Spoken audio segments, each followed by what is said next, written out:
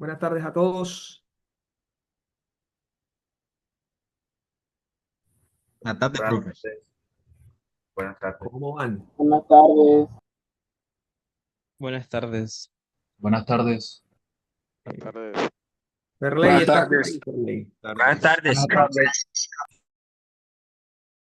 Me alegro que estén por ahí. 175 participantes, qué bueno. Perley, Lo escucho, profe. bueno, cuénteme, ¿qué hacemos? No, ya podemos dar inicio. Ya se está grabando todo. Ok, perfecto, listo. Ya puedo compartir y todo. Sí. Vale, perfecto. Bueno, muchachos, eh, arranquemos por acá. ¿Cómo les ha terminado de ir en el semestre?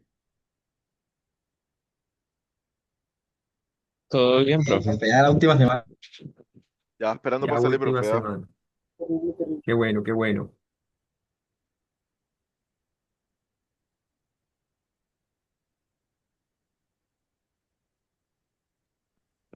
Andan es esperando el Qué concierto bueno. de mañana, pues. Eso es lo que están esperando, definitivamente.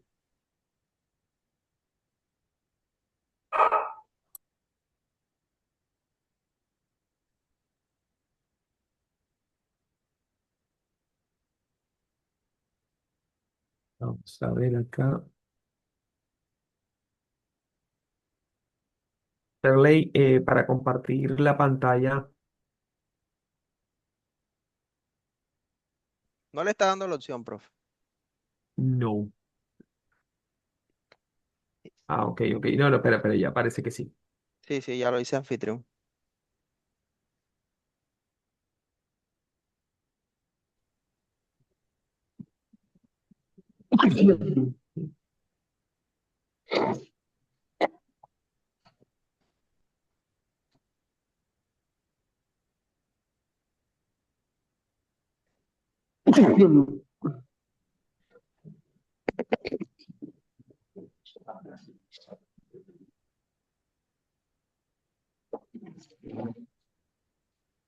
Hola, hola, hola, hola.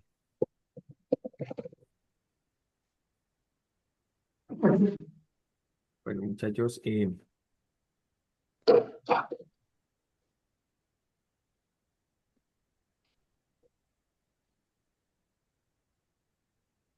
vamos a poner esta y a ver qué me dice acá. ¿Cuál me permite compartir?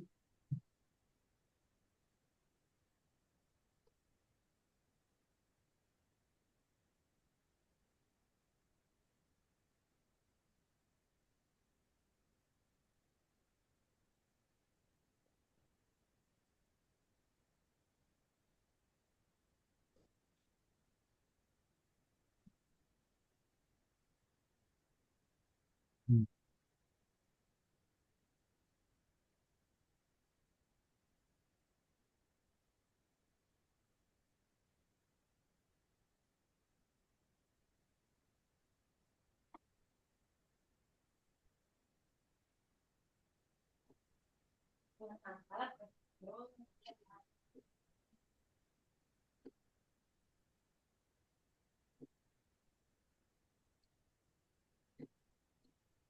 ¿Están viendo la presentación, muchachos? Sí, Sí, señor. sí, Sí, vale. profe. Sí se Bueno, ve. bueno, muchas tardes para ustedes, muy buenas tardes para ustedes. Mi nombre es Richard Adolfo Crawford Vidal. Soy ingeniero electrónico y egresado de la Universidad Pontificia Bolivariana y soy especialista en automatización y control de procesos industriales y magíster en ingeniería de la Universidad Tecnológica de Bolívar, estas dos ramas. Soy actualmente docente tiempo completo en la modalidad ocasional del programa de Ingeniería de Sistemas. Creo que con alguno o muchos de ustedes ya he tenido el placer de que nos veamos en los cursos, ¿cierto? Sí. Vale.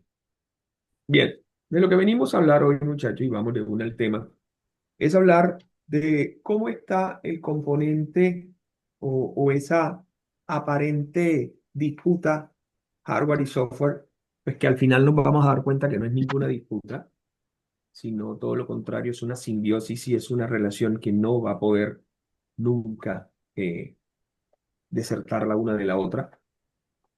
Entre el hardware y el software existe una relación importante, nada serían los ingenieros de Profe, hay sistemas uno que no puede entrar.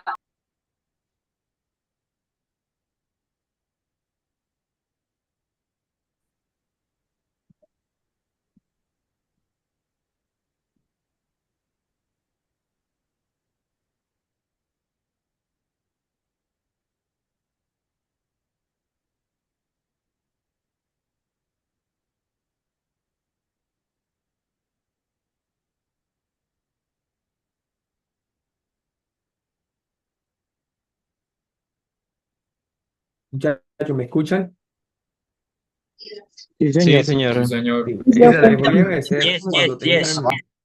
cuando tengan algo que decir, por favor no lo digan tan alto que interrumpen de manera muy abrupta y además levantemos la mano, ¿vale? Y pues bueno, con respecto a los participantes, no sé, de pronto es que esté haciendo algo raro. Con la invitación es directamente que puede entrar,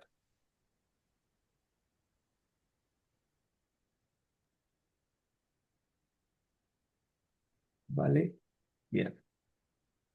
Entonces, como les decía muchachos, nada serían los ingenieros de sistemas, de software, de informática, y pues sin los distintos dispositivos que hoy en día eh, surten el mercado, que son dispositivos electrónicos y que pues por lo tal estamos hablando de esa parte tangible, de esa parte que podemos tocar, que es el hardware.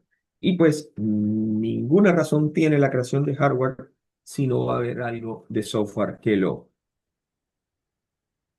utilice, ¿vale? Entonces, para allá vamos. Entonces, digamos que nos remontamos por allá a inicios del 2000, donde, voy a iniciar aquí, eso, donde, digamos, el software fue ese boom tremendo.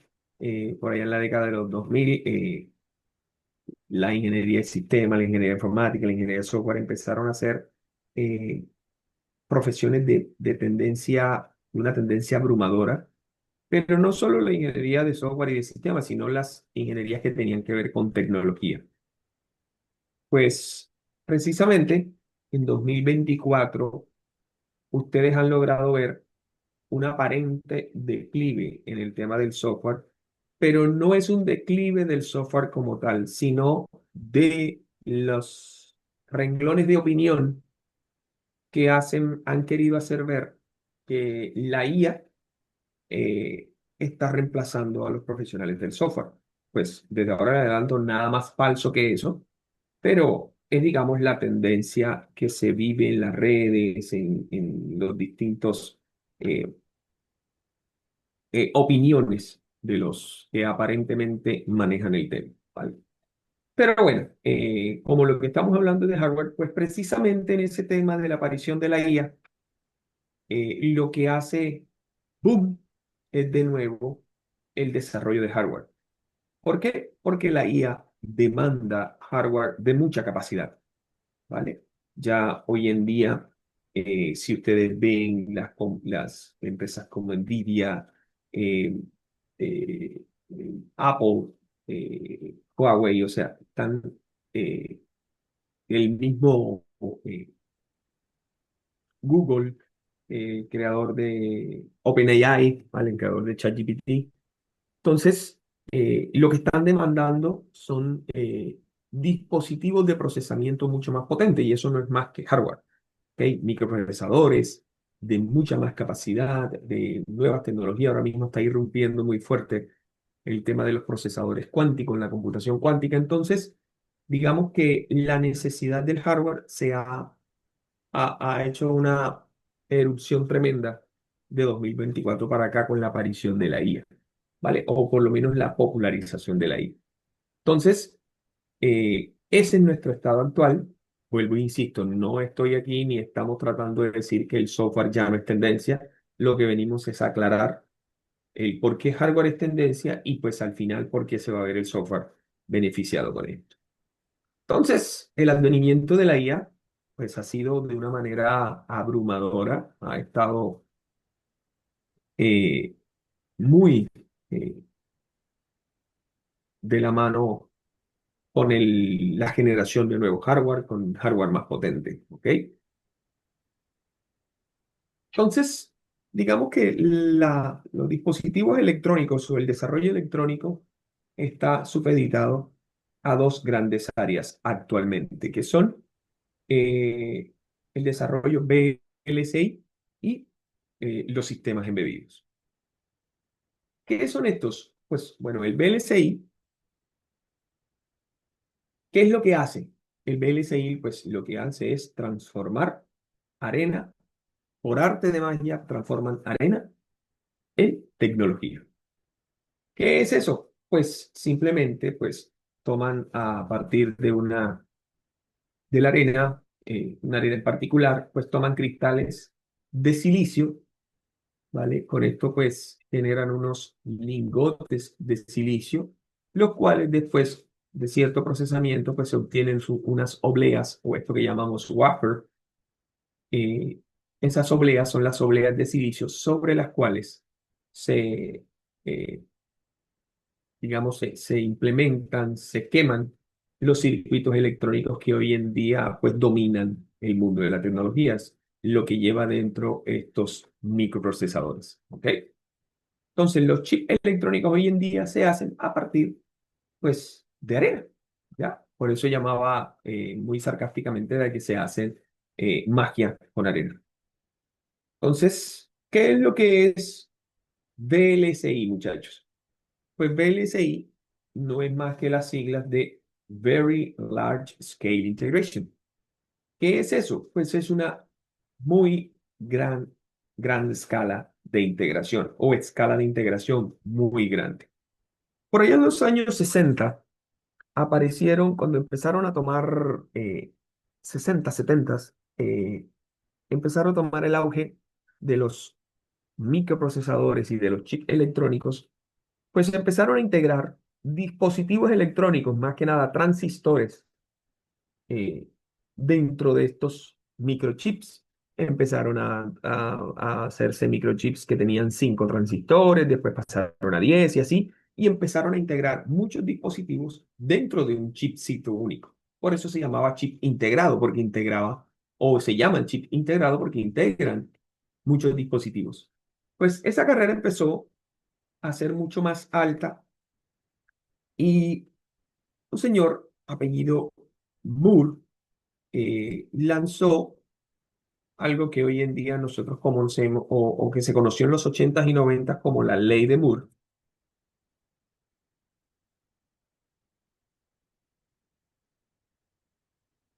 ¿vale?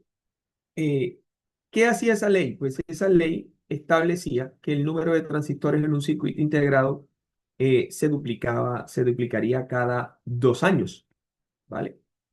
Entonces, digamos que eso estaría en un aumento binario, ¿cierto? Porque si estamos duplicando una cantidad, pues lo que estamos trabajando es en el sistema binario, cada vez es, si multiplicamos por 2 el valor anterior, pues lo que estamos haciendo es una potencia de 2. Entonces, digamos que teníamos esa exponenciación binaria en cuanto a la potencia de procesamiento y también pues en cuanto a la disminución del costo de los chips integrados. Entonces, esa observación fue originalmente dada por el señor Gordon Moore, pero con el advenimiento del desarrollo tecnológico por allá en los 90, pues la ley de Moore quedó relegada. Ya empezaron a generarse cambios en los chips cada 6 meses y cada 6 meses ya no duplicaba, sino que quintuplicaba, sextuplicaba, multiplicaba por 10 y hasta 20 veces el número de chips. Tanto que hoy en día, pues los chips tienen millones de chips integrados. Por eso se llama que la escala de integración es muy grande, ¿vale? Entonces, ya veremos más adelante en qué está enmarcada esa escala de integración, pero de eso se trata lo que es el VLSI hoy. Entonces, hoy en día, pues lo que existe son ingenieros VLSI o los VLSI Engineers. que pues son los ingenieros que se encargan del desarrollo de nuevas tecnologías para integrar muchísimos más dispositivos en una sola oblea o en un solo circuito de integrado. ¿Vale? ¿Me están siguiendo, por favor? Sí, señor. Doctor, Sí. Vale, perfecto.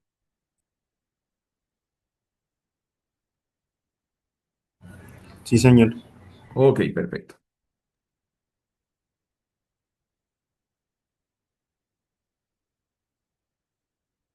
Dum, dum. Entonces, eso es lo que es la gran escala de integración.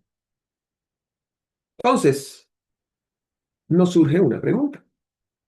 ¿Cuál es esa tendencia de ser un ingeniero PLCI y un ingeniero de sistemas embebidos en el campo de las TI, en el campo de las tecnologías de información?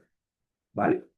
Entonces, como ven, pues más que una disputa, lo que hay es un sitio de confluencia entre el desarrollo PLCI, ¿vale? Que son los que están haciendo esos hardware. Como ustedes han podido ver hoy en día, gran parte de la tendencia a ver conflictos geopolíticos hoy en día está ceñida al tema de la generación de chips electrónicos. Por ejemplo, ¿quién me puede decir cuál es uno de los territorios en más alto conflicto actualmente en el mundo? Israel, Irán. Irán. Israel, Irán, ¿cierto? Pero antes de Israel, Rusia, Irán también habíamos visto Profe, algo. en Ucrania. el Ucrania. ámbito de la tecnología sería Taiwán y China. Exactamente, el tema, no, más que todo Taiwán, China no, sino China contra Occidente por el dominio de Estados Taiwán. Unidos. Exacto, por el dominio de Taiwán, ¿cierto? Hay esa pugna ahí de que China no llegue a reclamar su territorialidad sobre Taiwán, precisamente pues porque Taiwán digamos, la joya de la corona en el tema de generación de tecnología electrónica. Entonces, pero también hay una guerra que alguien la mencionó por ahí, no lo alcanzamos a escuchar. ¿Cuál es el otro conflicto que se vive actualmente mundial? Ucrania y Rusia. Ucrania y Rusia. ¿En qué es rico Ucrania, muchachos? Creo que en Tierra minerales. rara, Creo que hierro. tierra ¿En rara. qué? En tierras Extracción territorial. raras. En tierras raras. Exactamente. Entonces, ¿cómo ven, muchachos? Bueno, salvo por el tema Israel-Irán, que actualmente está en un vilo bastante complicado. Estamos en una tensión muy alta en esa región. Pero el tema de China, Occidente, con el tema Taiwán, el tema del conflicto Rusia-Ucrania, pues precisamente se debe a eso, a la materia prima que por lo menos tiene Ucrania, que es el país más rico en tierras raras del mundo. Y pues precisamente eso es un talón de Aquiles para el tema de la generación tecnológica. Entonces, pues obvio, muchas partes del mundo están con mucho sigilo y, digamos, cuentan cada uno la historia de sus propios pareceres, pero el objetivo es no perder esa hegemonía sobre Ucrania, ¿ok? Entonces, es ese es el gran tema. Entonces, miren que hoy en día el tema de los chips electrónicos, la generación de tecnología de chips electrónicos, pues pasó a ser un fundamental en el conflicto bélico que se pueda generar en el mundo, ¿cierto? Entonces, o por lo menos las crisis políticas que se pueden generar en el mundo. Entonces, eso, muchachos, es el tema del VLCI fundamental. Hay un tema de desarrollo VLCI donde ya lo dijimos, el país que mejor genera tecnología a nivel mundial, no han podido igualarlo es Taiwán. Eh, Miremos aquí, consultémoslo con Google.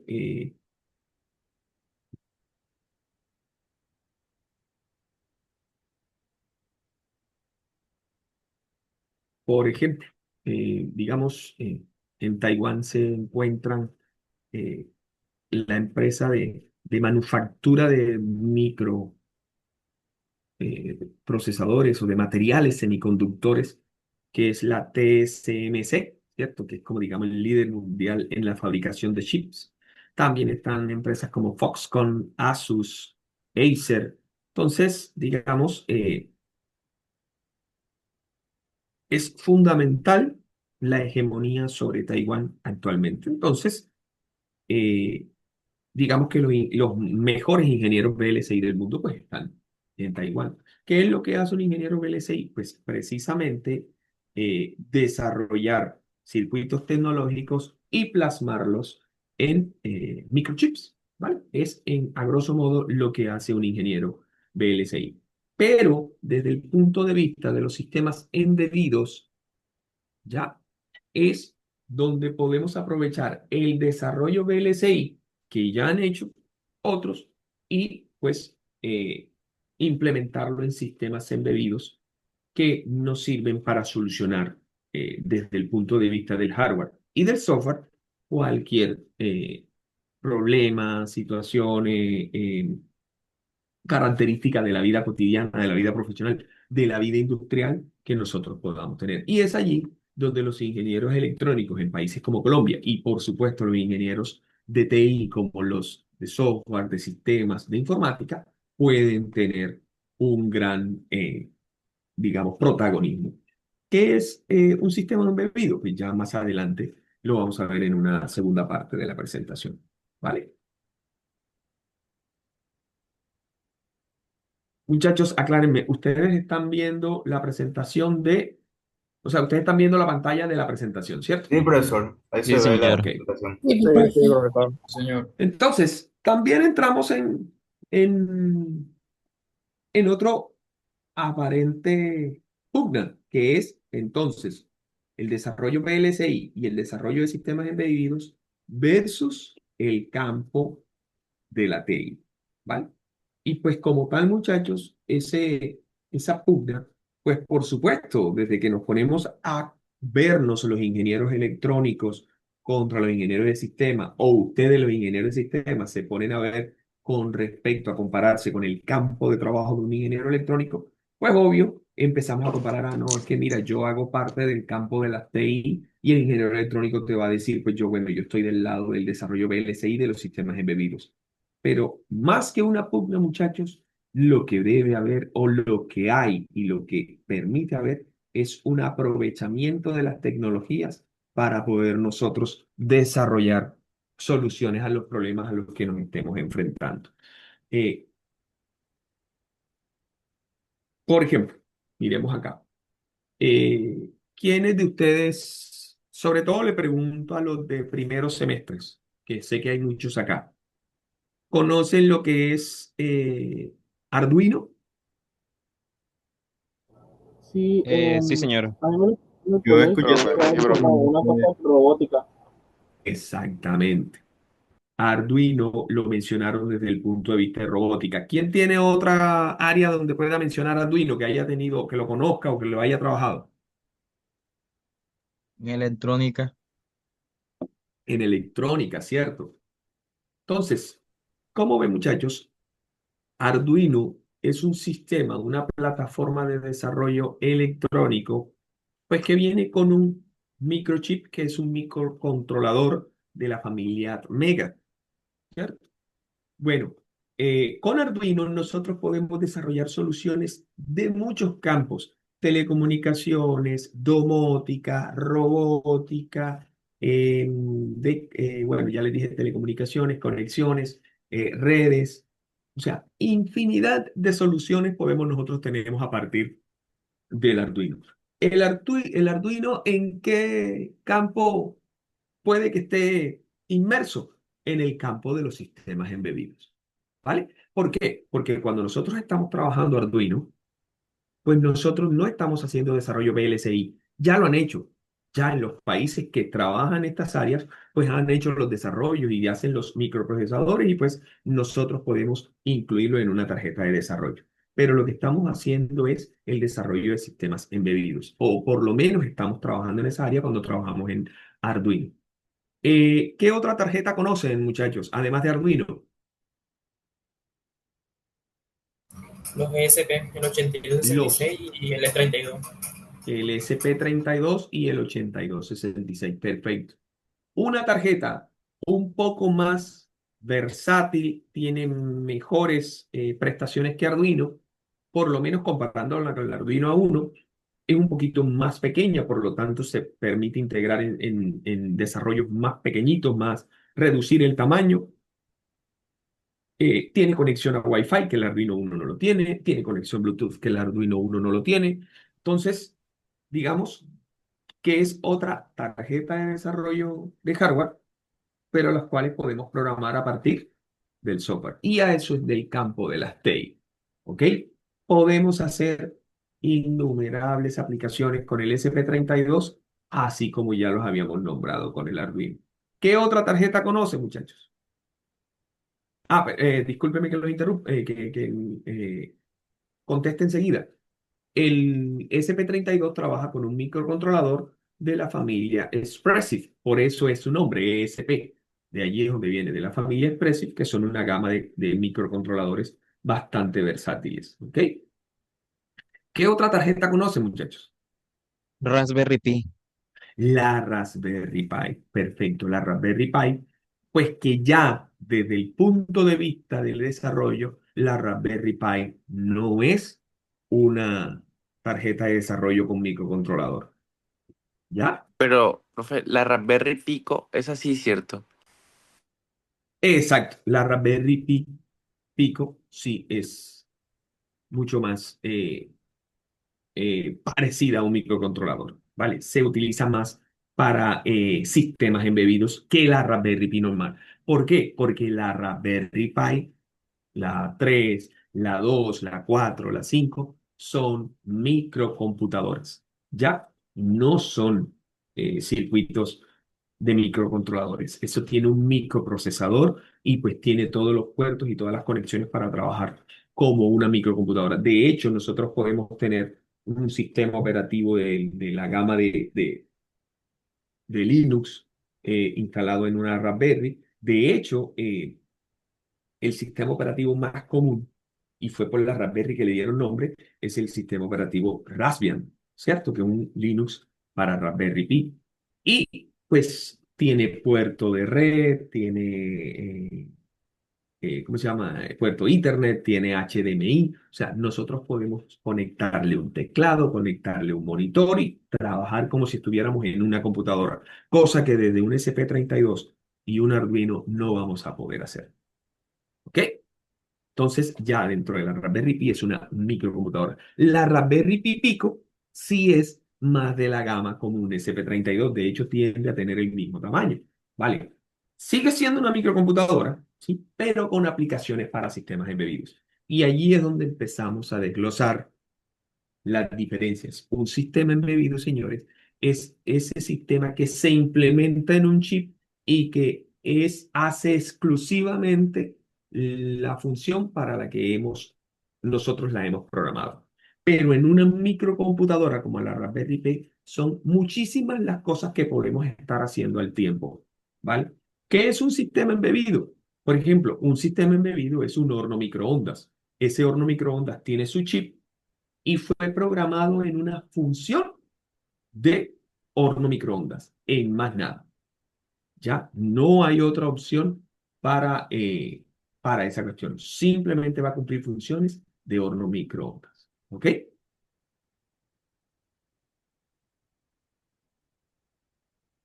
Vale, muchachos. Entonces, eso es lo que Sí, hace señor. un sistema embebido. Un sistema embebido también puede ser un dispositivo de sonido. ¿Vale? Un dispositivo de sonido. Me disculpan un momento, muchachos.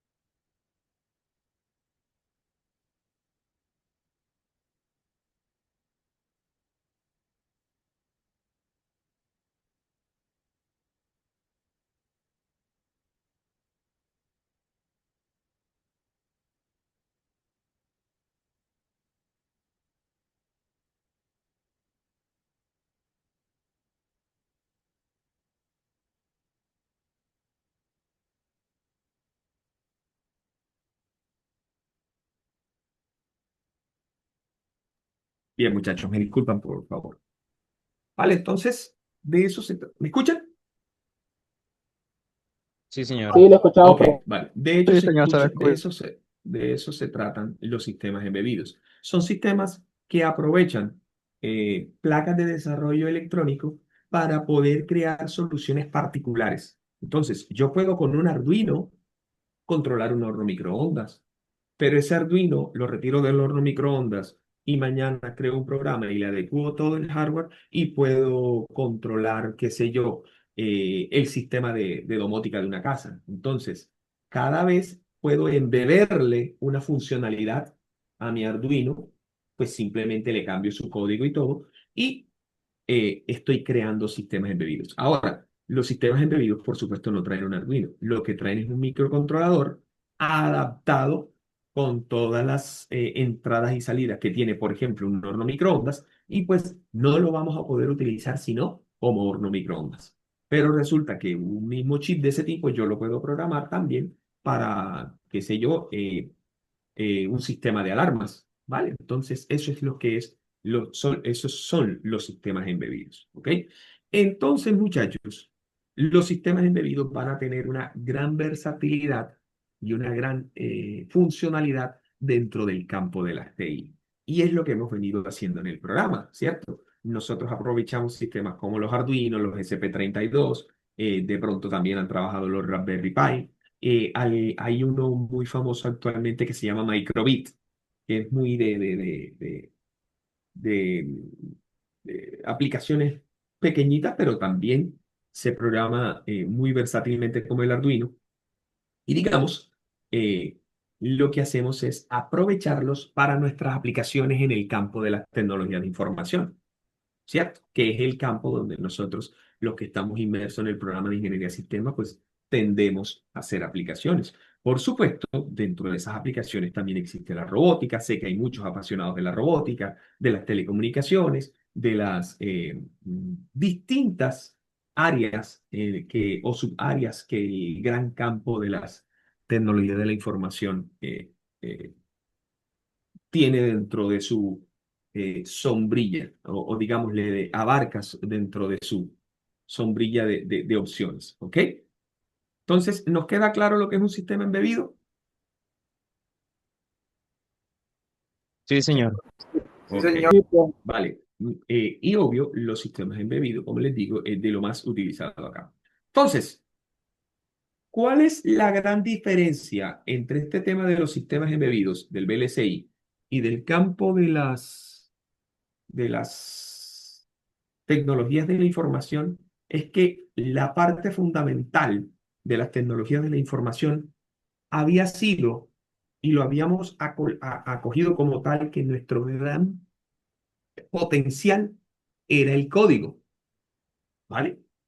Era el código, tanto que nosotros dentro de nuestros campos de las tecnologías de información, pues nos enfocamos por el tema del desarrollo web y por ahí nos íbamos y nos creíamos unos duros en JavaScript, en HTML, en CSS, o por el lado de las bases de datos, el tema del SQL o del desarrollo móvil. Y resulta, señores, que con el advenimiento de la IA, con la potencialización de la IA, nos han dicho, hey, ya hay una herramienta que hace todo ese código del que tú te creías un capo, por decirlo así en el buen sentido de la palabra, ya hay una herramienta que lo hace por ti. Entonces, eso no quiere decir que nos van a desplazar como ingenieros, porque no se nos olvide una cosa: el software, el desarrollo de algoritmos, el desarrollo de programas, solamente es para los ingenieros de sistemas, de software, es la herramienta, no es en sí nuestro potencial como ingenieros. Nuestro potencial como ingeniero va mucho más allá. Es el tema de crear soluciones. Nosotros electrónicos creamos soluciones desde el punto de vista del hardware y ustedes crean soluciones desde el punto de vista del software. El software es simplemente la herramienta, ya, pero no es el fin mismo de sus carreras. ¿Cierto? Por supuesto, chéverísimo. Y es lo que nos tiene aquí estudiando esto, es lo que nos tiene dando clases acá porque nos apasiona esto de programar. Pero hoy en día vemos que hay herramientas, pues que que ya nos están diciendo, mira, esta herramienta lo hace por ti. Ahora, ¿dónde está tu potencial para darle, digamos, más trascendencia a ese desarrollo de algoritmos? Que ya hay una herramienta que te está ayudando a hacerlo para que tú puedas, digamos, generar soluciones de más alto impacto para la sociedad. Ese es hoy el devenir en el campo de la TI. Perfecto, muchachos. Entonces, como ven, pues antes éramos un grupo pequeñito que manejaba cierto lenguaje de programación y por ahí nos íbamos y nos enfocábamos y lo sabíamos y pues simplemente éramos los duros allí. No, ya con el advenimiento de la IA, pues mucha gente puede llegar a generar un código de muy alta performance. Pero resulta que hoy lo que necesitamos, muchachos, es la lógica establecida en nuestra cabeza, esta lógica que hemos obtenido durante estos semestres o la lógica que apenas están empezando los de primer semestre a tener, pero después el cambio de sintaxis pues va a variar desde un programa a otro, como siempre lo hemos venido haciendo, pero lo importante es saber qué hacer con esa lógica. La herramienta lo vamos a trabajar en JavaScript, lo vamos a trabajar en Java, lo vamos a trabajar en Python, lo vamos a hacer con Ruby, lo vamos a hacer con cualquier otro lenguaje de programación, vamos a escoger un framework para trabajar, qué sé yo. Ya eso es simplemente una cuestión de gusto y pues hoy en día hay herramientas de inteligencia artificial que nos ayudan a hacerlo y hacerlo mucho mejor que como lo hacíamos antes. O por lo menos nos están ayudando a hacerlo más rápido. Pero lo fundamental es nosotros tener la base del software de para qué se hace y con qué objetivo vamos a implementarlo. ¿Ok? Entonces, ¿cómo ven, muchachos, hoy en día ya el tema de la sintaxis de un lenguaje de programación ya no es nuestro poderío, porque con la IA se ha democratizado. Cualquiera te puede salir con que hizo un código y ni siquiera sabe de eso, un código. ¿Por qué? Porque simplemente, pues, una IA le arrojó la sintaxis correcta para hacer esa solución. Pero la lógica, el establecimiento puro de lo que hacer con el software, de cómo implementarlo y todo el montón de cosas que ustedes se van a encontrar dentro de la carrera, como de ingeniería de software, de diseño de sistemas. Eso es lo que va a hacer la diferencia de ustedes como ingenieros de sistemas con respecto a un simple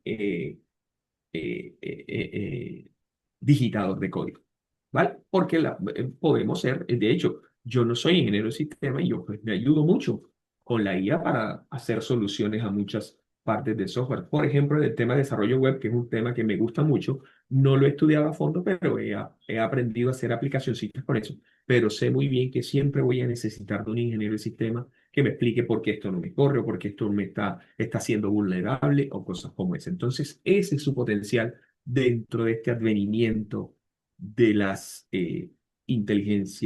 de la inteligencia artificial, ¿vale? Y es lo que tenemos que seguir dándole duro para que precisamente no nos sigan diciendo es que tu labor como, como digitador de código va a quedar obsoleta. Y es la cuestión, ven, yo soy ingeniero de sistemas, yo no soy un simple digitador de código, ¿vale? Entonces es fundamental tenerlo claro y saber hacia dónde va nuestro programa y nuestra tendencia. Entonces, como ven, ya la lógica no es exclusiva de los seres humanos. Ya también la tenemos, sobre todo en el tema del- del- de la sintaxis, ¿vale? Pues simplemente la IA es la que nos arroja mejores opciones. Pero por supuesto, con la lógica de los humanos compartida con la IA, pues podemos llegar a tener soluciones muy potentes y en menor tiempo, ¿cierto? Entonces lo que nos están es ayudando a, a, digamos, hacer mejor nuestro trabajo y en más rápido tiempo. Por eso siempre lo he dicho, a nosotros no nos va a quitar trabajo la IA. Los que nos van a quitar trabajo son las personas que son capaces de aprovechar la IA para desarrollar mejor sus habilidades. Ojo, no para hacer sus códigos, sino para desarrollar sus habilidades. ¿Vale, muchachos? Entonces, bajo el impacto de la IA, ¿cuáles son los campos que, digamos, hoy se muestran como, como duros, como que, ven, al contrario, la IA no nos va a pegar fuerte, sino que al contrario nos va a ayudar a echar para adelante? Pues obvio, el campo de la inteligencia artificial y del machine learning. Hoy en día, con el advenimiento de la inteligencia artificial, estos campos han sido, pues, han tomado un auge tremendo, ¿cierto? Y lo chévere es que a muchos de ustedes, porque yo me he dado cuenta, muchos de ustedes hoy en día están en ingeniería de sistema y todo porque lo que quieren es trabajar esta parte en la inteligencia artificial, el machine learning, el data science.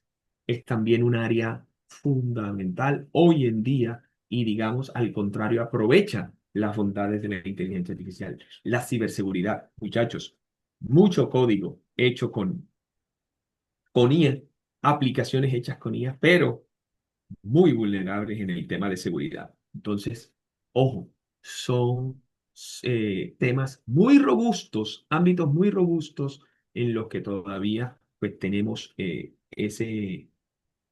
esa opción de irnos especializando, de ir tomando fuerzas, porque para allá tiende esta cuestión. Y por supuesto, desde el punto de vista electrónico, pues el desarrollo VLSI y los sistemas embebidos, pues que eh, eh, eh, están tomando al contrario mucho auge ahora con el advenimiento de la IA. Bien, muchachos, hemos llegado a al final de la primera parte de esta presentación. ¿Alguna pregunta hasta acá, por favor? No, profe. No, pero- No, señor. Ok, perfecto.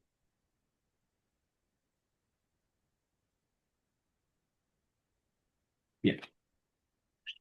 La segunda parte, pues vamos a hablar es de los sistemas VLSI y de los sistemas embebidos.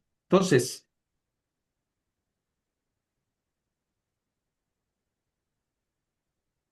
digamos que con el contenido, pues lo que vamos a ver es una pequeña introducción al VLSI, a cuál es ese flujo de diseño VLSI, eh, qué es eso de la Hardware Description Language o lenguaje de descripción de hardware, digamos las FPGA y eh, la automatización de los eh, editores de diseño, la introducción a los sistemas embebidos y también, bueno, sí, eso sí. Vale. Entonces, ¿qué es eso de los sistemas VLSI? ¿Ya? Digamos que un circuito integrado, pues, no es más que un chip o una matriz donde, digamos, se incluyen muchos componentes de circuitos y las conexiones, pues, digamos, valga la redundancia, los conecta eh, y, digamos, se incluyen en su manufactura, ¿vale? Entonces aquí tenemos, por ejemplo, un ejemplo de un circuito integrado. eh, por lo regular tiene el parecido de un microprocesador, ¿cierto? De un procesador. Miren la parte de abajo, lo que está pegado a la tarjeta, miren por debajo cómo se ve, ¿ya? Entonces, un sistema VLSI integra millones de componentes electrónicos en un área muy pequeñita, ¿vale? Entonces, eso es lo que es, ¿vale? Un chip VLSI, pues lo que tenemos es millones de componentes electrónicos en una pequeña área. Entonces, ¿cómo es eso de la generación de los circuitos integrados? Y miren que aquí sí les menciono cómo estaba el tema del VLSI dentro de todo lo que ha sido la producción de chips. Miren que la primera etapa se llama SSI, que era la Small Scale Integration o pequeña escala de integración. Eh, Eso fue por allá en 1963 y se dice que contenía menos de 100 componentes electrónicos. En 1970 aparece la MSI o Medium Scale Integration, eh, escala de integración media, donde teníamos entre 100 y 3000 componentes electrónicos. En la misma década, en 1975, aparece la Large Scale Integration o Gran Escala de Integración, que empezó a contener entre 3.000 y 30.000 componentes electrónicos. ¿Vale? Luego, en 1980, aparece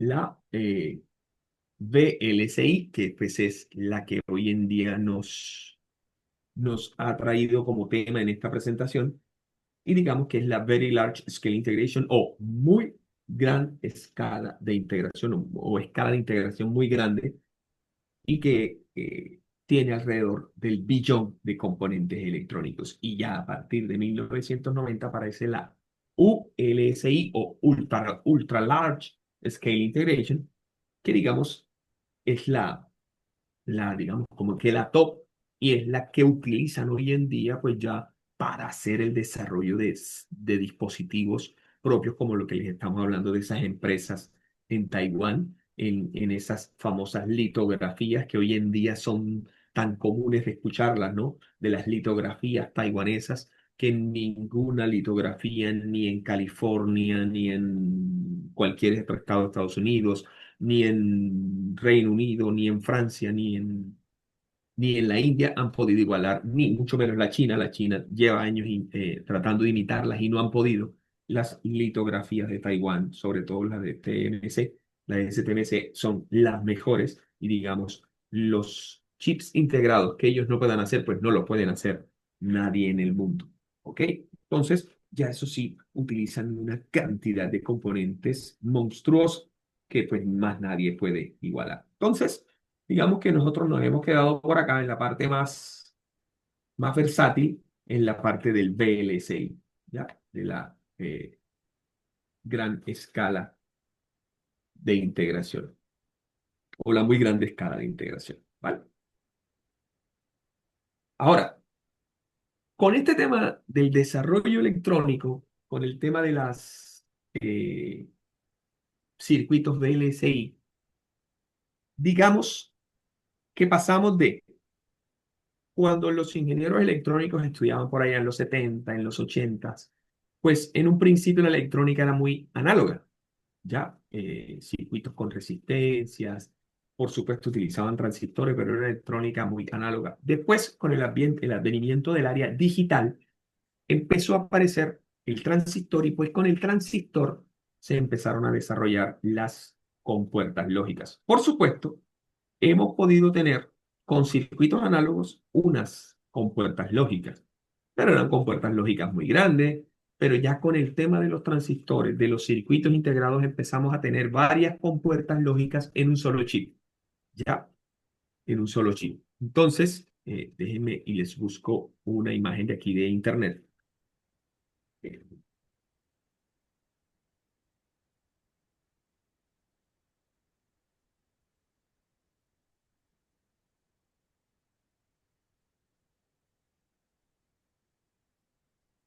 Vamos a ver por acá una imagen.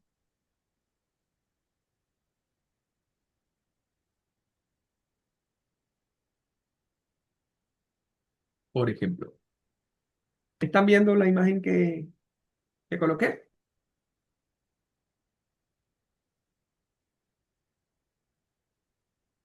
Muchachos, ¿Qué imagen, No se profesor? ve. La de una de campos bajo internet, impacto. No, una de señor. internet.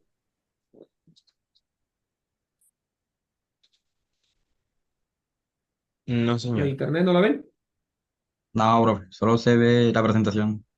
Ok, ¿y ahora? No, señor, tampoco. Ah, ahora Ahora sí. sí. Ahora Y ahora sí, sí se ven los vale, circuitos. listo, vale. Como ven, muchachos, ahí pues tenemos varios circuitos integrados. Como ven, miren que tiene la figurita como si estuvieran viendo el circuito integrado por encima. Aquí tienen la patita número uno, como llamaría uno vulgarmente patita, pero no es un pin. eh, eh, el pin uno 2 3 4 5 6 7 y por acá 8 9 10 11 14. Son unos circuitos integrados que tienen 14 pines, pero dentro tienen unas compuertas lógicas. Esta compuerta lógica, que pareciera que fuera como un escudito del Santa Fe al revés, como ven, tiene dos entradas y una salida. Esto es una compuerta lógica AND y se conoce con la referencia 74LS08. 74 porque es de una familia. Puede tener al inicio un prefijo distinto, pero por acá sí es, perdón, LS porque es de una familia distinta, pero el 74 y el 08 sí se van a mantener dependiendo del fabricante. Aquí porque estamos hablando de un mismo tipo de familia que es la TTL, que es de Transistor Logic, digamos, es como lo más usual. Por acá tenemos la AND, es esta, la 08, pero la 00 es la misma AND, pero su salida está negada. Eso quiere decir que si su salida tenía un 1, al pasar por la negación, pues sale un 0. Y si su salida tenía un 0, pues al pasar por la negación sale un 1. Entonces, digamos que es esta misma de acá, pero está negando su salida. Por acá, muchachos, tenemos, Tiene que ser eso. No, eso te por favor, hay alguien que tiene activado el audio. Oh, le anda la misma vaina, no es que si ya está despegado. Despega ese. Chicos, por favor, se les está escuchando. Elian David. Elian. Bien, gracias. Pues por acá, miren, vemos una compuerta que es la compuerta XOR, que es una compuerta un poco particular, que digamos lo que hace es una mezcla entre multiplicación y suma. Por acá tenemos la 04, que es la compuerta. Miren que esta solo tiene una entrada y una salida, es la negación. ¿Ya? Es, si le entra un 0, pues sale un 1, si le entra un 1, sale un 0. Para los que no han estudiado todavía circuitos binarios, por ejemplo, allá en primer semestre o algo, pues esto de las compuertas lógicas, de los temas binarios, es simplemente trabajar con valores binarios ceros y unos, asimilando al escenario de la lógica matemática, donde teníamos las tablas de verdad. Digamos que el 1 es el verdadero y el 0 es el falso. Entonces, recuerdan, por ejemplo, en la conjunción, donde era la i, que solamente era verdadero cuando las dos eran verdaderas y falso en el resto de las opciones. Bueno, así pasa acá en el mundo de los códigos binarios. En una compuerta AND, solo la salida es 1 cuando sus dos entradas son 1. De resto, la salida es 0. Por ejemplo, cuando sus dos entradas son ceros, cuando su entrada 1 es 0 y la 2 es 1, o cuando su entrada 1 es 1 y la 2 es 0, pues su salida es 0. Y solo cuando las dos entradas son unos es que su salida es 1. Entonces, eso es lo que son las compuertas lógicas. Bien, ¿por qué quería mostrarles esto, muchachos? Porque precisamente de esto es lo que vamos a hablar acá. Como les decía, en el trabajo de diseño de circuitos digitales, pues a uno le tocaba con compuertas lógicas crear todo un montón de circuitos y eran circuitos inmensos, prácticas en, no sé si alguno habrá tenido la oportunidad de trabajar alguna vez en un protoboard o de conocer lo que es un protoboard, que es la placa blanca donde se implementan los circuitos electrónicos. Entonces, digamos que, por ejemplo, para hacer una práctica de un reloj digital, ya que me diera la hora en hora, minutos y segundos, pues muchas veces uno ocupaba hasta 24 eh, chips de esos integrados y los ponía, se llevaba aproximadamente, qué sé yo, eh, 5 protoboards. O sea, era un circuito muy grande, casi del tamaño de una hoja oficio. Para hacer el circuito de ese reloj que hoy en día llevamos en la mano, hacer el circuito lógico de eso. Entonces, digamos, era muy tedioso, pero era la forma de aprenderlo, no había otra. Pero aparecieron las FPGA. Las FPGA son estas tarjetas, pues, que tienen una matriz, ¿ya? ¿Matriz de dónde viene? De aquí, de la palabra array. La palabra array viene de matriz, es lo que ustedes ven cuando están viendo programación, que ven el concepto de arreglo, ¿cierto? De matrices o de vectores. Entonces, un arreglo, un array, es un arreglo de compuertas programables en campo. ¿Ok? O sea, en pocas palabras es aquí, en donde lo estoy haciendo, las voy a programar. Entonces, a partir de un código eh, escrito por decirlo así, un algoritmo, yo puedo obtener un circuito físico. Por supuesto, imagínense que así como les acabo de mostrar en las imágenes ese montón de compuertas, yo las tengo aquí en la FPGA a mi disposición. Miles y millones de compuertas. Y pues simplemente yo le digo al sistema, mira, necesito que me hagas la operación OR entre dos entradas. Y él enseguida dice, OR es una compuerta tipo OR, yo la tengo que tomar, la conecto con las dos entradas y la salida a la salida. Y listo, él toma una de esas compuertas y quema las conexiones cuando yo le digo el código que le estoy escribiendo. Entonces, una FPGA pues es un dispositivo semiconductor que puede ser reprogramado después de su manufactura. ¿Su manufactura a qué se refiere? Cuando la crea el fabricante. Pero ¿qué sucede? Ella de fábrica viene lista para que yo implemente el circuito que a mí me dé, discúlpenme la expresión, me dé la gana las veces que yo quiera. ¿Vale? Hay muchísimos tipos de FPGA, muchísimos. FPGAs inmensas, grandísimas. Hay unas ya con el tiempo han ido reduciendo su tamaño, pero resulta que evitaron que ya yo tenga que ir a comprar a la tienda de electrónica cada uno de los chips de compuertas y eso y cuestiones, sino que simplemente yo puedo tomar lo que está ahí en ese chip y a partir del software empezar a programar. Entonces, ¿cuáles son las aplicaciones de las FPGA? Pues la emulación de hardware de computadores. ¿Ya? Yo puedo implementar un computador en una FPGA diseñando desde cero cada uno de los componentes. Memoria, microprocesador, eh, qué sé yo, la memoria ROM, la memoria RAM, ¿vale? Todos esos dispositivos digitales yo los puedo crear en una FPGA y hacer esa emulación de un computador también para el tema de las comunicaciones y de perdón, de las comunicaciones inalámbricas y de las emisiones broadcast, que son muy comunes hoy en día en el tema de las desarrollo digital. Vale. Entonces, nosotros podemos decir que en una FPGA lo que podemos estar es programando una aplicación o funcionalidad que nosotros requeramos, ¿ya?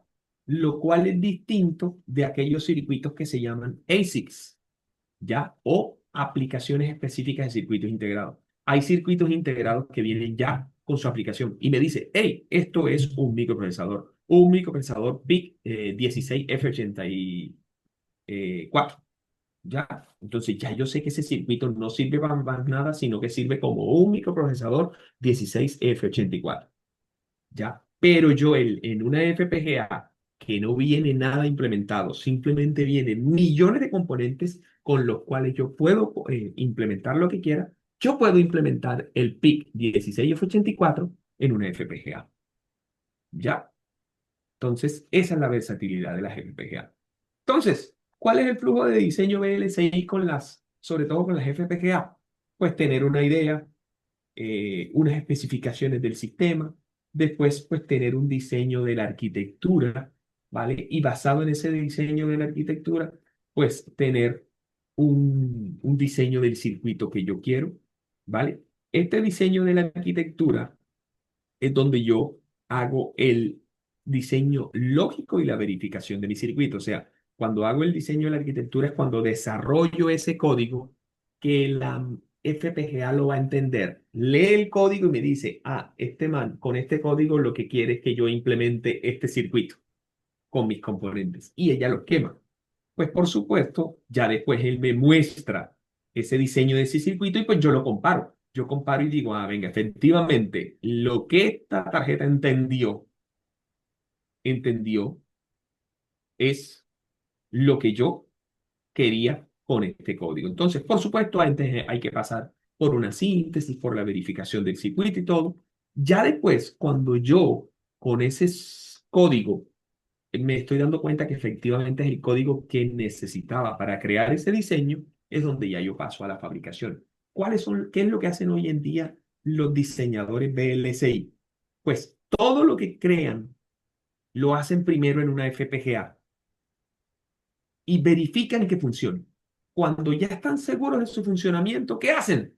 Pues se lo pasan a un fabricador y le dicen, mira, este es el código de la arquitectura que yo quiero crear de un circuito digital, de un circuito integrado. ¿Cuánto me cobras por fabricarme 2000 circuitos integrados de esto? ¿Ya? Entonces es allí donde la empresa, pues, funde, por decirlo así, todos los circuitos que tú le estás contratando y te crea los chips de circuitos integrados. Por supuesto, tiene que haber una profunda verificación de que el circuito es ese que, porque recuerda, mandaste hace 2000. Imagínate cuando te entreguen los 2000 que te diste cuenta que el circuito no era o que cometiste un error. Entonces, esto es prueba sobre prueba hasta que estés seguro que tu circuito funciona y después lo mandas a hacer. Les cuento, hay gente en Colombia, fabricantes. Recuerden que en Colombia hay fábricas de lavadoras, de, digamos, dispositivos electrónicos, no de tan alto calibre como computadores y eso, pero sí hay plantas que crean lavadoras, electrodomésticos en Colombia que funcionan con chips. Entonces, lo que hacen estos es tener sus diseñadores, crean la arquitectura que diseñan y contratan con una empresa en Japón, en Tailandia, en China, lo que sea. Mira, necesito que me crees este dispositivo. ¿Y cuántos necesitas? No, yo necesito 3000 chips de estos. Y entonces ya después de que está recomprobado, crean los 3000 chips y se los venden a Colombia. Y pues en Colombia toman el chip, ya lo programan con la funcionalidad, que es otra cosa muy distinta. Es si tú estás creando un microprocesador, creándolo en su manufactura, pues el código para crear la manufactura de esa cosa es muy distinto al código que después le implementas al microprocesador para que haga X o Y aplicación. Ya eso tiene que ver con lo del sistema embebido. ¿Ok? Entonces, ¿qué tiene de, de versátil el diseño VLSI? Pues que nosotros podemos tener el diseño de la arquitectura dividido en distintos niveles. Entonces, puedo ir desde la parte del sistema más alto, ya que es lo que se llama hoy en día en el diseño electrónico level on top, ¿ya? O no, perdón, top down. Que el top down es yo creo mi solución desde arriba, desde lo que yo quiero que solucione y voy bajando los niveles hasta que llego al circuito más básico que necesito para eso. Entonces, esos son los niveles de diseño. Y pues para diseñarlo, pues estos sistemas como las FPGA, que hace parte de un grupo grande que se llama los PLD o Programmable Logic Device o dispositivos lógicos programables, las FPGA utilizan un sistema de código muy particular que se llama el Hardware Description Language o más conocido como HDL. ¿Vale? ¿Qué es lo que hace HDL? Describir a partir del software una funcionalidad de hardware. ¿Vale? Entonces, como se los mostraba en la tarjetita, recuerden, la compuerta AND tiene dos entradas, pasa por la compuerta y yo sé que la compuerta AND lo que hace es una multiplicación lógica. 0 por 1, 0. 0 por 0, 0. 1 por 0, 0. 1 por 1, 1. ¿Ya? Entonces, yo en el hardware description language, yo no puedo escribir, no puedo decir este es el circuito de una AND. No, yo lo que hago es, esto es lo que la expresión algorítmica que quiero que haga mi circuito. Entonces, eh, digamos que el HDL pasa a ser el lenguaje fundamental de programación en, en los distintos PLD, sobre todo en las FPGA. Entonces, una parte fundamental del HDL es que se utiliza para simular el comportamiento de un circuito. Ya también se utilizan con VHDL, pues, la simulación para la verificación y la síntesis de nuestros circuitos, ¿vale? Y también, pues, tenemos representaciones textuales de cómo los datos fluyen entre los registros y cómo pueden ser procesados en el diseño. por el sistema, ¿vale? Entonces, son temitas muy obvios. Cada sistema, cada FPGA, pues todas se escriben con HDL o alguna versión especial del HDL que se llama VHDL, pero todos tienen un Electronic Design Automation o automatización de diseño electrónico. O sea, en pocas palabras, tienen su IDE, ¿ya? Así como Java tiene Eclipse, por ejemplo, o menciónenme otro que utilice Java, que es muy famoso, por favor. Recuerden que yo no soy desarrollador. ¿Qué otro utiliza Java para hacer sus desarrollos en Eclipse, Java? Eclipse, Apache, ¿cuál es el otro? Apache, ¿cuál otro? Intergy. Ok. El de Arduino, ¿cuál es? Perdón, el de Python, que viene integrado cuando instalamos Python, es el idle de Python, ¿cierto? ¿Cierto? Entonces, digamos, obvio, hoy en día los IDE de los lenguajes de programación pues han sido barridos, pues, por ejemplo, con herramientas como Visual Studio Code, que digamos es íntegra para cualquier lenguaje de programación, ¿cierto? Pero acá, en el tema del diseño electrónico, pues los IDE no se llaman IDE, sino que se llaman los EDA. Entonces son herramientas EDA o herramientas de automatización de diseño electrónico. Entonces digamos que está el Silent ISE, el Model Sim, el Cadence. Entonces son usados para compilar, simular y sintetizar el código escrito en HDL. ¿Ya? Entonces, así como lo utilizamos en software, se puede utilizar por acá. Por supuesto, hay una versión especial y es lo más top que existe actualmente, que es el VHDL. Esta V el HDL, pues obvio, Hardware Description Language, y la V es la inicial de BHSIC, o lo que traduce Very High Speed Integrated Circuits, o circuitos integrados de muy alta velocidad. Entonces, el VHDL pues es un estándar tanto de la IEEE como de la ANSI, que describe, eh, digamos, todos los modelos de forma portable. Eh, digamos que soporta un árbol de diseño o de descripción de diseño, donde se puede trabajar una combinación entre ellos y mezclarlos de los tipos de modelación que tenemos. Entonces, con el VHDL se pueden automatizar componentes, repetir, digamos, tú creas una AND y pues cada vez que la necesites no es que vas a crear la AND cada vez, sino que como hacemos acá, ¿cómo se llama eso en el software, muchachos? Cuando una parte de software o del algoritmo, yo sé que la voy a repetir varias veces, ¿en qué la convertimos? Puede ser una herencia. Una herencia, eso desde En el una punto de clase. vista exactamente, o también en un lenguaje normal de programación estructurada, una función, ¿cierto? Pues cada vez que yo necesito esa parte, me voy a la función y la ejecuto, ¿cierto? Llamo a la función. Entonces acá también pasa lo mismo desde el punto de vista de hardware, que puedo establecer una parte de hardware que siempre voy a utilizar y pues simplemente la llamo cada vez que lo crea conveniente.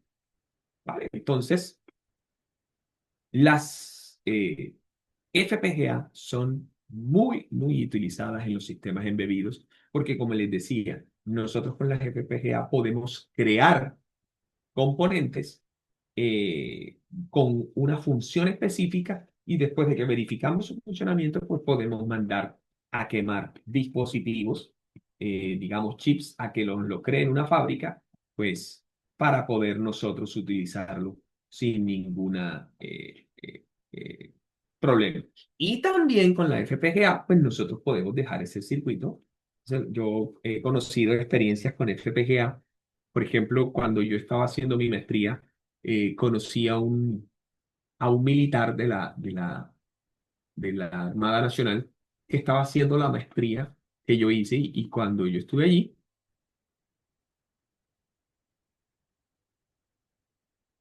un participante ha preguntado, ¿Qué me decían, muchachos? ¿Me están preguntando algo?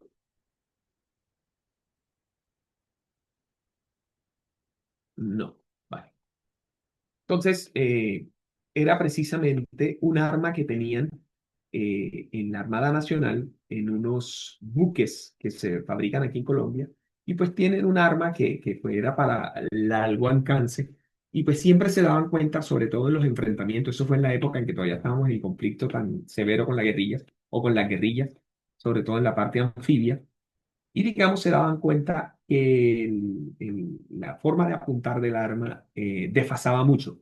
Tenía un tema de tanto de precisión como de exactitud muy desenfocado. Y digamos, el desarrollo de la tesis de este militar fue precisamente trabajar, como él se inclinó por el área electrónica y eléctrica, como lo hice yo en mi maestría. Y él lo que hizo fue trabajar con una FPGA en soluciones en la solución por medio de reconocimiento de imágenes para que el arma pudiera apuntar y mejoró pues sustancialmente la precisión del arma con el sistema de control que fue implementado con la FPGA. Entonces, son dispositivos de mucha potencia, tienen una capacidad y una frecuencia muy alta. Trabajan a frecuencias hasta de 500 megas, estoy hablándoles de medio giga. Recuerden que un procesador, ¿cuánta frecuencia tiene? Cuando nosotros hablamos, ¿cuál es la velocidad de su computador? Que te dicen, no, mi computador es de 2.7 gigahertz o de 2.4 gigahertz o de 3 gigahertz. Pues como les digo, la FPGA llega hasta los 500 megas, o sea, medio giga. O sea, no es una cuestión cualquiera. Porque, por ejemplo, Arduino trabaja a una frecuencia de 10 megas, ¿ya? Por ejemplo, una FPGA trabaja 50 veces más potente que un Arduino. ¿Vale? O 5 veces más potente que un SP32. Entonces, digamos que ha sido muy portentoso el desarrollo de los sistemas con las FPGA. Entonces, ¿qué periféricos son necesarios en el diseño de circuitos pues, que van a tener microcontroladores o procesadores, que son de los que más se hacen en las FPGA? Pues la unidad central de procesamiento, la CPU, ni más faltaba, es la parte fundamental. Los sistemas de entrada y salida, los buses, pues tanto de dirección como de datos. Les aclaro, un bus de datos es el bus o los cables, las pistas dentro del microprocesador que llevan la información. Pero el bus de dirección es el que le está diciendo al microprocesador desde qué parte los va a mandar y hasta qué parte los van a recibir. O sea, en pocas palabras, hey, estoy mandando desde el teclado hasta la memoria. Pues el teclado tiene una dirección y la memoria tiene una dirección. Eso es lo que hace el bus de direcciones, ¿vale? También memorias tipo RAM y ROM, los timers, las interrupciones, los puertos seriales y los puertos paralelos. Entonces, todo ese montón de periféricos se necesitan en el desarrollo de estos dispositivos. ¿Cuál es la diferencia entre un microcontrolador y un microprocesador? ¿Vale?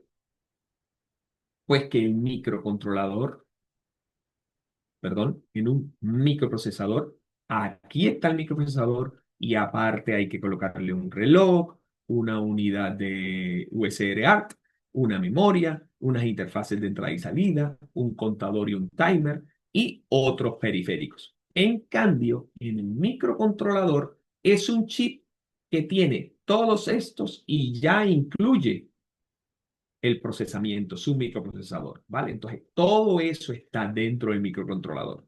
Entonces, en un microprocesador, por eso el Arduino es como es. El Arduino es una tarjeta que tiene un microcontrolador. No necesita tantas cosas, sino simplemente conectar. En cambio, cuando la cuestión es con un microprocesador, pues la tarjeta tiene que ser mucho más grande. ¿Cómo? Como una tarjeta madre de un computador que tiene su procesador y al lado tiene el poco de dispositivos estos. Entonces, eso se tiene en cuenta mucho a la hora de diseñar con las FPGA. Dentro de las eh, características de las FPGA, pues su programabilidad y reconfigurabilidad, la flexibilidad, el procesamiento paralelo que se puede hacer en muchas labores al tiempo, los bloques lógicos que son configurables,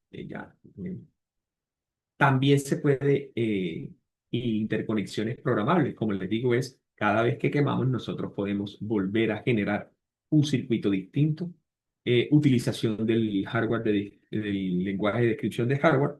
¿Qué tiene como característica? Que consume mucha potencia, pues es una característica, podemos verla después como ventaja o desventaja, pero es una característica.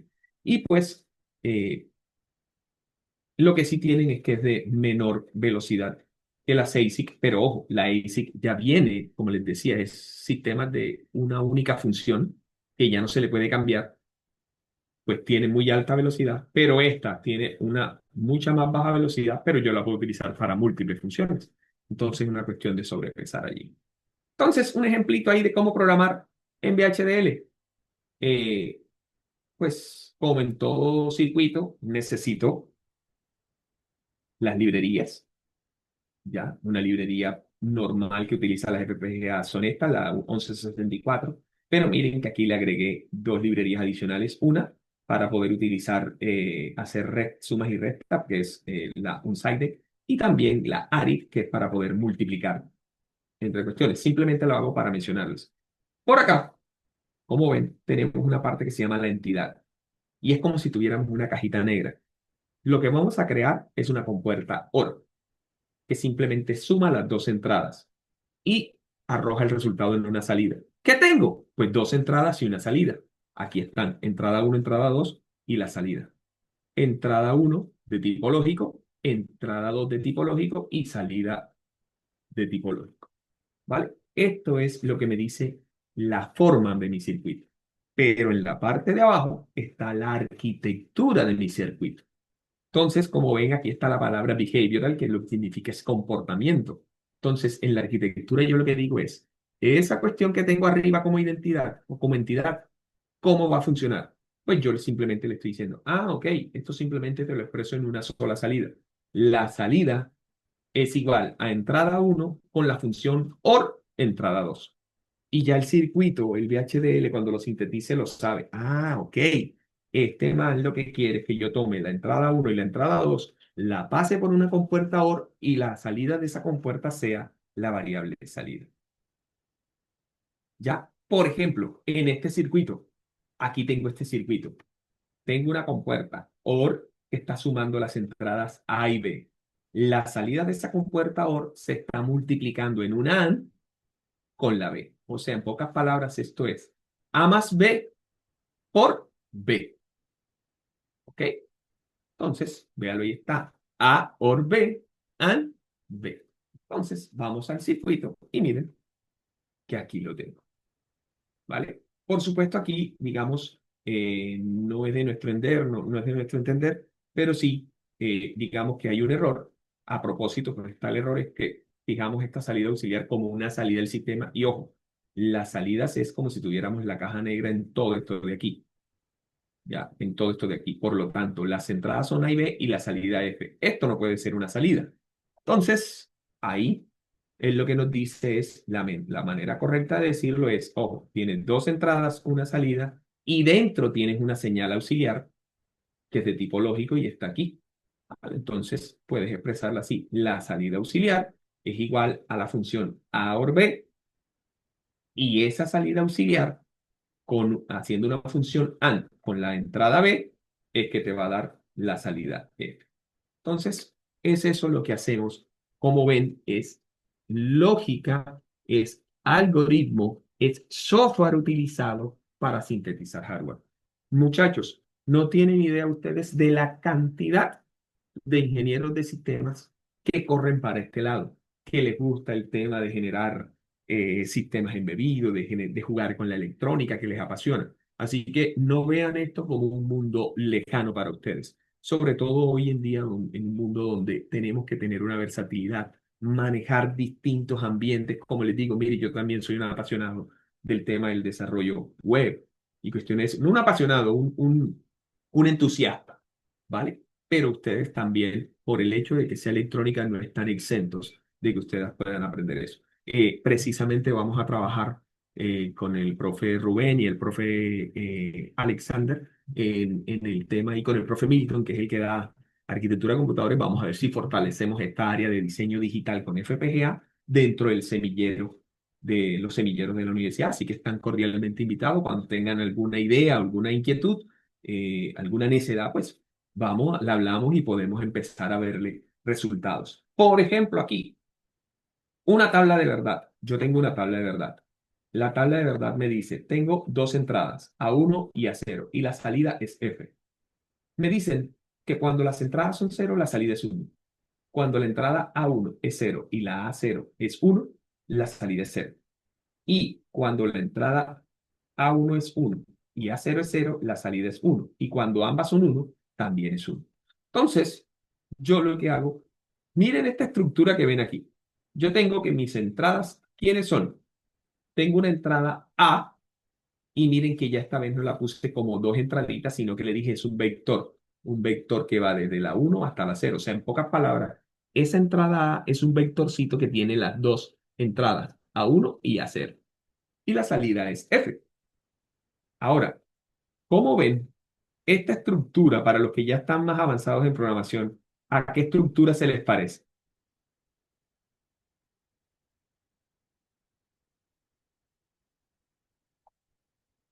Ah, muchachos, ¿están por ahí? Sí, ¿Qué estructura se les parece?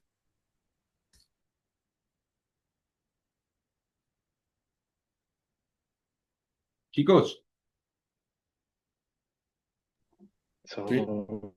¿a quién? Eso es un if else. ¿A quién, muchachos? No, por ahí escuché que alguien lo dijo. Un switch. Un switch. Esto es un switch. ¿Se acuerdan? El switch case. En caso de que una variable tenga distintos valores, pues en caso de que valga esto, haga tal cosa. En caso de que valga esto, haga tal cosa. Acá se llama with select. ¿Ya? A ver, con una variable A, con una variable A que tiene 2 bits, porque miren lo que acá está, 1, 0, tiene 2 bits, con una variable A, seleccione F, y F va a ser igual a 1 cuando A valga 0, 0. Va a valer 0 cuando A valga 0, 1. Va a valer 1 cuando A valga 1, 0, y va a valer 1 en cualquier otro caso. Tal cual un switch. Eso se llama una estructura with select en el HDL. Entonces, como ven, los lenguajes de programación utilizan la misma lógica. Simplemente lo que hay que aprender es la sintaxis. ¿Vale? Por ahí, muchachos, tenemos unas FPGA que nos donaron al programa, así que los que quieran podemos empezar a neciarla para ver qué resultados podemos tener óptimos, sobre todo en el tema de semilleros y eso. Entonces, miren que esta tabla de verdad, cuando yo puse a sintetizar el código, lo que me obtuvo fue un circuito digital muy famoso que se llama el multiplexor o un MUX. ¿Qué es un multiplexor? Pues es una entidad digital que lo que hace es tener varias entradas y en la salida va a tener cualquiera de los valores de las entradas dependiendo de lo que este canal de selección pueda dar. ¿Ya? Entonces, si yo tengo un canal de selección de 2 bits, cuando este canal valga 0, 0, pues por la salida se va a mostrar este 1. Véanlo, aquí está. Cuando este valga 0, 1, pues por la salida se va a mostrar este 0. Cuando valga 1, 0, se va a mostrar este 1 y cuando valga 1, 1, se va a mostrar este 1. Entonces, como ven, cada vez que sintetizamos código, lo que estamos haciendo es entradas, simular circuitos digitales. Acá tenemos una más compleja, tenemos la creación de una ALU. Una ALU es, lo van a ver en arquitectura de computadores, es una unidad aritmético-lógica, es la unidad que se encarga de hacer cálculos matemáticos y lógicos dentro de la CPU. Entonces miren que está lo que le estamos diciendo aquí. Ahí. Voy a tener dos entradas, una entidad selectora y una salida. Dependiendo de la entidad selectora, cuando esa entidad valga 0, 0, yo quiero que sumen las entradas. Cuando valga 0, 1, yo quiero que resten las entradas. Cuando valga 1, 0, yo quiero que hagas una OR entre las entradas y cuando sea otro valor, o 1, 1, sea una AND entre las entradas. Entonces, miren, este es el circuito resultado de ese código. ¿Ya? Con este circuito, con este código, yo obtengo este circuito. Entonces, eso es lo que se puede hacer a partir del código, una parte fundamental que ustedes manejan con el desarrollo electrónico. Y bien, muchachos, no quiero molestarlos más. Si tienen alguna pregunta, alguna inquietud, pues bienvenida sea.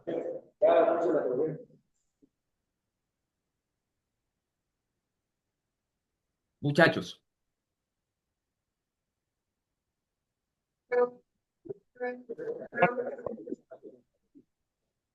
Bueno, muchachos, entonces, si no hay preguntas, no quiero sino agradecerles por la oportunidad, por la atención y pues espero que todos hayan, digamos, encontrado algo de grato en la presentación. Sé que para algunos son temas un poco fuera de lugar, pues para los que ya han visto electrónica de pronto saben en algunos aspectos lo que les estamos hablando, pero espero que haya sido de que por lo menos a algunos les haya plantado el chip de la necedad.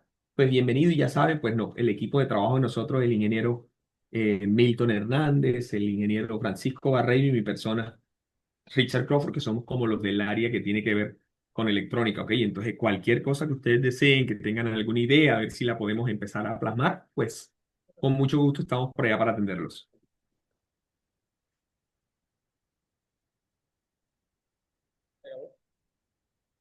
Sí, señor.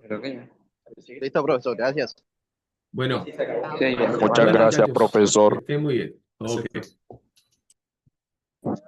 Gracias, profe. Gracias, profe.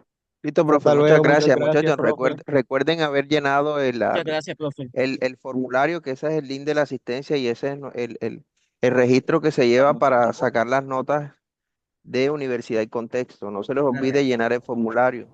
¿Hasta ¿Dónde está el ¿Cuándo cuándo? mandaste? formulario? Tú le ¿Dónde mandaste está el ese link. formulario? Ese formulario no lo mandaron. Ya enseguida se los No he envío visto ningún nuevamente. Ya formulario. enseguida se los envío nuevamente. eh. Puedes mandarlo, por favor. ¿Cuándo estarán A los realizando del el cargue de la teléfono ese nota? No. también. Ferley, Miren, disculpa. aquí hay uno que lo mandó Álvaro Javier Espat, ahí está el formulario, ¿cierto? Sí, No, pero en ese. correo llegó, solo llegó la invitación para la No, clase. pero por aquí, No, por no, el no, chat, aquí es por el en chat el es que chat, en el chat de Zoom. Ferley, una consulta. Buenas tardes. ¿Cuándo estarán realizando el cargue de las notas? En el caso mío, es el último curso que tengo y me queda pendiente ya para acceder al grado. brother, eso sí, ya es con el jefe de departamento allá a preguntarle al profe cuándo les entregan esas notas. Acércate por allá con la secre, Pero Marlene, ella te puede habilitar. eso va antes de que finalice, de que se cierre Ah, el claro, sistema, claro, supongo. Sí, claro. claro. Eso está dentro de los tiempos de las notas del semestre, de eso no se preocupen. Ahí les envié Ok, vale, nuevamente a muchísimas gracias. los que no se han diligenciado el formulario, esa es la evidencia que se tiene de que asistieron a la clase, porfa. Por favor, Diligencian muchachos, diligencien el eso formulario, porque porque después el que no aparezca ahí, no no le va a aparece la aparecer la nota, nota. no aparece la nota y ya nos ha pasado casos que me ponga a buscarlos por todos lados, hasta en el blog de notas que deja el archivo de Zoom y no se encuentran y no podemos hacer nada. Entonces, nuevamente le recuerda el formulario. Y listo, profe, muchas gracias por su intervención y hasta No, luego, muchachos. ok, Chao. Ferley, muchísimas gracias a ti por la colaboración. Chao, Listo, profe, muchachos. hasta luego. Chao. Tú para la sesión, ¿verdad?